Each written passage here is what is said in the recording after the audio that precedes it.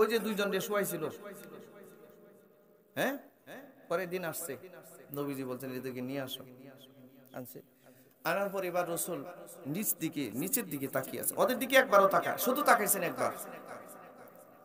মুখে দাড়ি নাই, মুছ আছে লম্বা, নবীজি চেহারাটাই দেখতে চাইতেন। আর আমাদের দেশের কত আশেকে রাসূল, মানে গরম সুন্নি, ও মারামারি করে মইরা দেবো গা মিলাদ করতে করতে, কিন্তু মুখে দাড়ি রাখবে না। কথা বলেন না কেন? জিলাফির জন্য শহীদ হয়ে যাবো গা, কিন্তু দাড়ি রাখবে না। পীরও বানাইছে, হে নিজে সকাল বিকাল সেভ করে। কে বুঝাবে এদেরকে? এ বুঝলে বুঝবে না, এদের জন্য অবধারিত হয়ে রয়েছে, অবধারিত হয়ে রয়েছে। সম্মানিত ভাইরা, তো নবীজি বললেন, এই তোমরা জানি কি বলছো, যে আমাদের কিসরা সম্রাট বলছে আপনারা নিয়ে যাওয়ার জন্য। যদি নিজে স্বেচ্ছায় না যান তাহলে আক্রমণ হবে মদিনার উপরে, আপনি নিজেও তো মরবেন, মদিনার সব মানুষ মরবে, মদিনার কিচ্ছু থাকবে না। তো আল্লাহ রসুল বললেন এই মুহূর্তে, খেয়াল করুন, রসুল বললেন এই মুহূর্তে কিসরার সম্রাট তার গলা কাটা হচ্ছে এবং সে কাতরাইতেছে গলা কাটা মুরগির মতো, এবং তার ছেলে তার গলায় ছুরি চালাইছে। কিসরার সম্রাটের রক্তে তার রাজপ্রাসাদ লাল হয়ে আছে।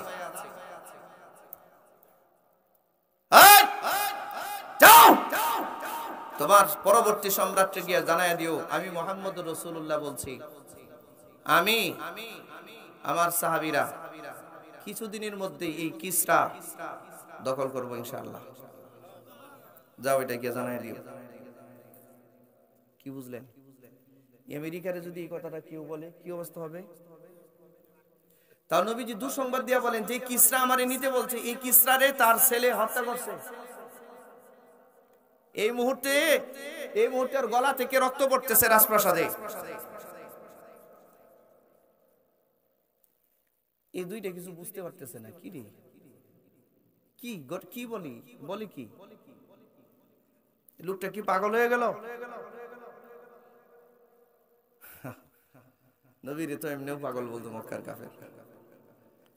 যাই হোক, এই দুইজন সফর করে গেল। ভাই, মদিনা থেকে সেই কিসরার সফর 2 মাস, 2.5 মাস, 1.5 মাসের সফর।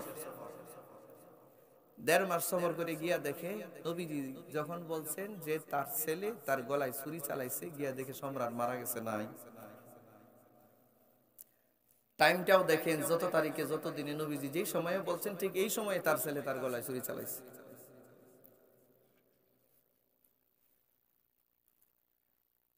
আপনারা বলবেন তাহলে হুজুর নবীজি মনে হয় গায়েব জানে, এটাই তো বলবেন। না না, এটা জানার জন্য গায়েব জানা লাগে না। এটা জানার জন্য গায়েব জানা লাগে না। এটার জন্য আল্লাহ বিশেষ এক মুজিজা আল্লাহ তার নবীরে দান করেছেন, বিশেষ এক মুজিজা। বুঝেন না, যারা আঙ্গুলের ইশারায় চাঁদ দ্বিখণ্ডিত হয়ে যায়, এটা মুজিজা তো রাসূল, এটা মুজিজা নবীর প্রতি। আল্লাহ চাইলে হয়। গোটা বাইতুল মুকাদ্দাস নবীর সামনে এনে উঠায়া ধরছে, নবীজি ঘুরতেছে আর দেখে দেখে বলতেছে এতটা দরজা, এতটা জানালা। সুবহানাল্লাহ, এটা গায়েব না, এটা আল্লাহ চাইছেন। এই ঘটনার মূল উদ্দেশ্যটা হইল দাড়ি চাচা লোকের দিকে নবীজি চাইতেন না, এটাই উদ্দেশ্য। পছন্দ করতেন না। আমাদের দেশে অনেক লোকেরা আছে দাড়ি রাখে না, কিন্তু নবীকে অনেক মহব্বত করে, বাস্তবিক মহব্বত করে। বিভিন্ন কারণে অফিসিয়ালি ঝামেলা, এটা সমস্যা ওইটার সমস্যা, বিভিন্ন কারণে দাড়ি রাখে না। কিন্তু আমি এই ভাইগুলোরই বলি, যারা অন্তর থেকে নবীর প্রতি মহব্বত রাখেন, কে কি বললো আপনারে, কে আপনারে ক্রিটিসাইজ করলো, এটা দেখার সময় আপনি আপনার নবীর সুন্নতটা, দাইমি সুন্নতটা আঁকড়াইয়া ধরেন।